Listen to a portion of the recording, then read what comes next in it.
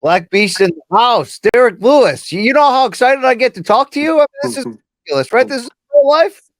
That's cool. Always a pleasure, sir. UFC Edmonton this weekend. And you've got, by the way, with your career best knockout record, Jhonata Diniz in front of you. Black Beast, tell me about this fight. What gets you fired up? What's getting me fired up about this fight? That it's 3 rounds, it's not 5 rounds, so I'm happy about that. So I can go out there and try to get rid of this guy in the first round. All right, I'm down for that. You know, look, we thought you were going to fight Romanov. Now he's on the card fighting somebody else. What happened to make this setup the way it is this Saturday? Romanov ended up not wanting to fight me anymore. So I'm fighting his opponent now, and he's fighting my opponent. Now he's fighting another guy. So we just switch opponents. That's all it is. What was the onus behind that? Is he afraid of becoming the next knockout victim? I think it was more so of the matchmaker just thought it was gonna be a boring fight between me and him because he's just gonna try to wrestle me. That's about it. So they just wanted to switch it up, maybe. Well, I don't All know. right, let's talk about where you're at. I mean, you're 39 years old, but you're never out of a fight and never out of the extended title picture. What's the mindset like entering this fight? What's at stake for you? Just coming out of here, coming out to fight healthy. That's all I think. That's uh, just making sure I'm leaving out of the octagon healthy. That's about it. All right. I mean, sometimes when I talk to you, that's what you say. Look, it's just a job. I'm not all that excited about it. I don't want to believe that though, Derrick. Okay. Yeah. What you want to believe then? Are you feeling what we feel as fans watching this? I mean, this is awesome. Yeah, it's gonna be a good fight. I'm gonna put on for sure.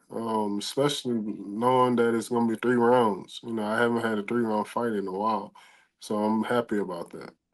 Indeed, indeed. So you go from a potential wrestler now to this Brazilian kickboxer. What about his game do you have to watch out for this Saturday? Just watch out for his hooks and his leg kicks and the head kicks. That's about it. All right, I'm into that. Do losses sting with you as a competitor? Like, do you sit on the couch sometimes and start thinking about old fights and get upset and like, man, I wish I could change that. All the time, especially the last three that I had, the last couple of that I had. It just really bothers me because I was dealing with so much in each one of those fights. I was dealing with so much like behind the scenes stuff, and like it really bothered me. And especially one of the fights, it was out of my control.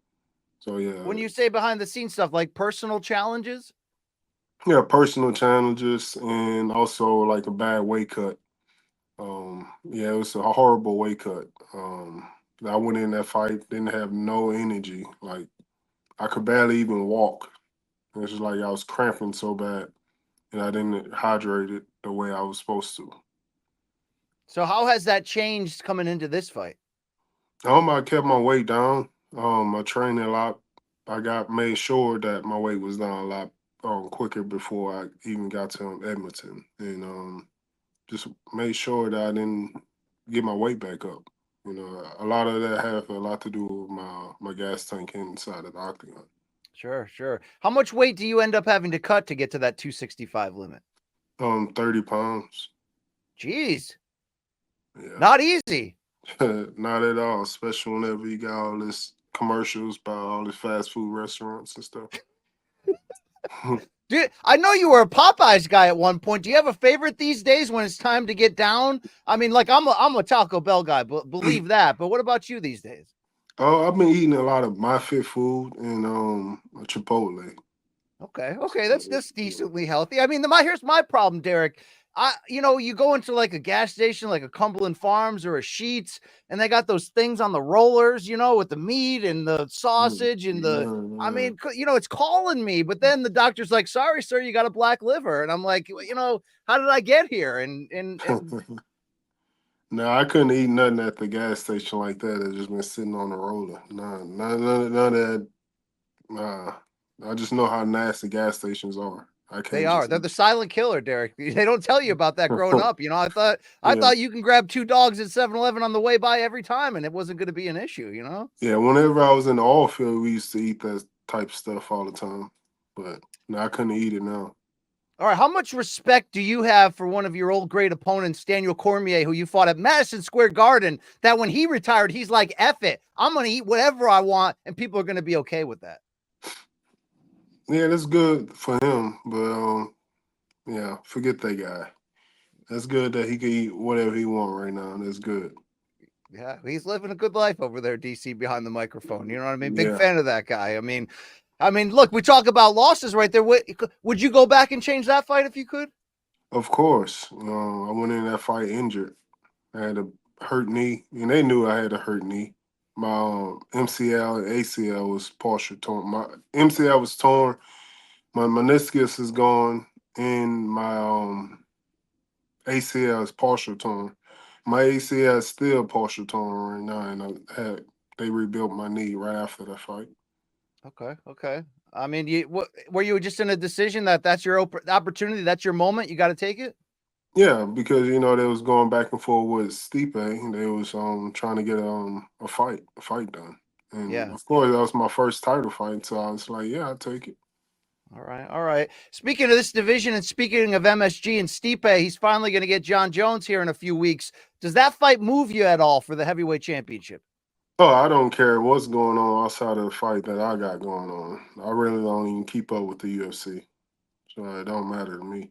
All right, all right. Are you going to give that old man Stipe a good chance here, or you're just like F it? I mean, I'm trying to get back to Popeyes, right? No, I think Jones will beat him in the first round. Okay, that'd be interesting. Do you think John walks away for good after that? Because I want to see you get a chance against him. I think Jones really don't have nothing to prove. I think he will walk away. Yeah, he got a lot of good things going for him outside of the octagon, so he probably would walk away after this.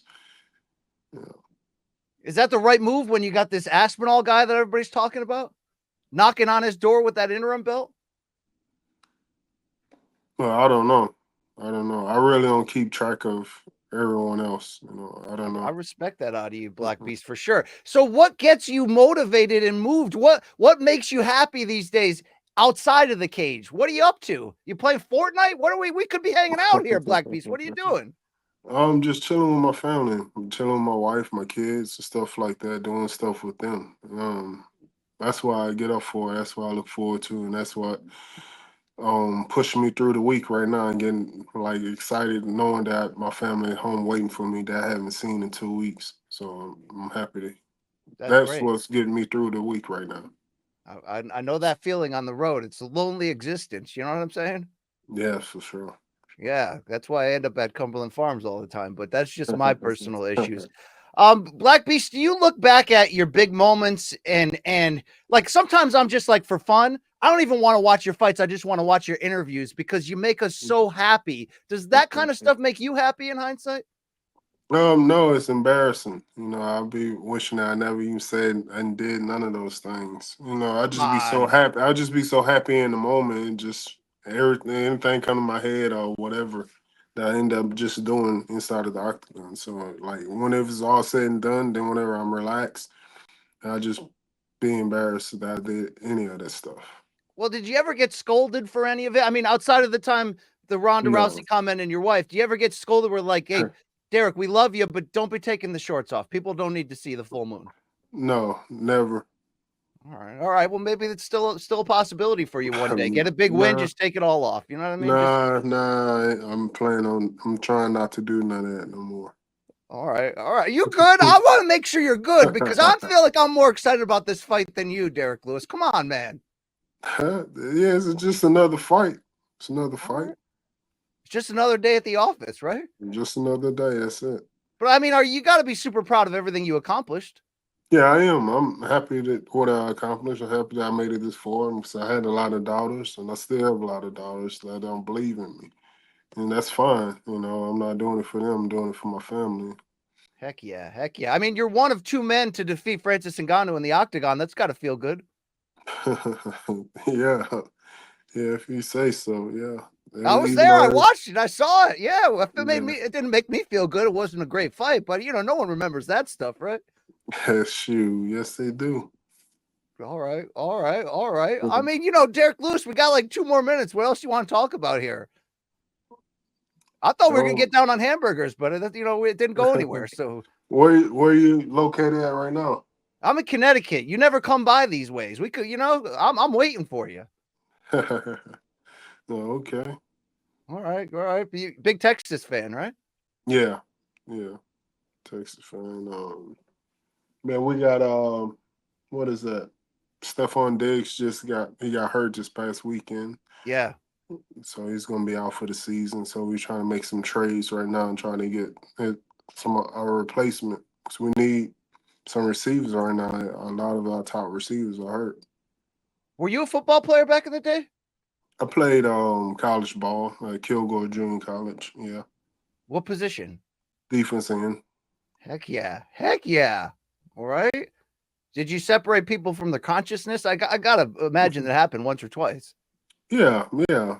Always. And I got a couple of concussions also. Yeah, that's the rough part of these games. All right, so if you Yeah. continue to extend this great UFC knockout record, currently at 15, Matt Brown's 2 behind you, but he's at the tail end. I was wondering if you want to And he sign up just for this. retired.